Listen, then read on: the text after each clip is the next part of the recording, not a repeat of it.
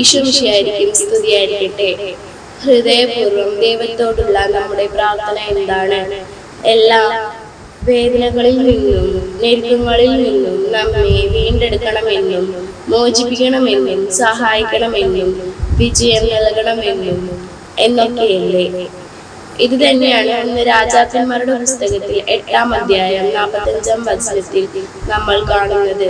അങ്ങ് സ്വർഗത്തിൽ ഇരുന്ന് അവരുടെ പ്രാർത്ഥനകൾ, യാചനകൾ ശ്രവിച്ച് അവരെ വിജയത്തിലേക്ക് നയിക്കണമേ.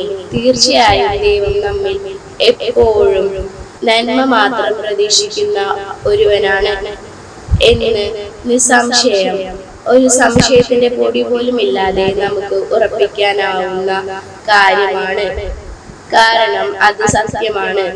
അവിടുന്ന് നമ്മെ എല്ലാ അർത്ഥത്തിലും സ്നേഹിക്കുന്നത് കൊണ്ട് നമ്മുടെ നന്മയിലും വിജയവും നന്മയും മാത്രമാണ് അവിടുത്തെ മനസ്സിലുള്ളത്. അപ്പോൾ ദൈവത്തിന്റെ തിരുമനസ്സോട് ചേർന്ന് നമ്മൾ മറ്റുള്ളവരെ സ്നേഹിക്കുകയും സേവിക്കുകയും ചെയ്യുമ്പോൾ തീർച്ചയായും നമ്മുടെ പ്രാർത്ഥനയും അത് തന്നെയാകും. അങ്ങ് സ്വർഗത്തിലിരുന്ന് അവരുടെ പ്രാർത്ഥനകളും യാചനകളും ശ്രവിച്ച് അവരെ വിജയത്തിലേക്ക് നയിക്കണമേ. 1 രാജാക്കന്മാർ 8:45.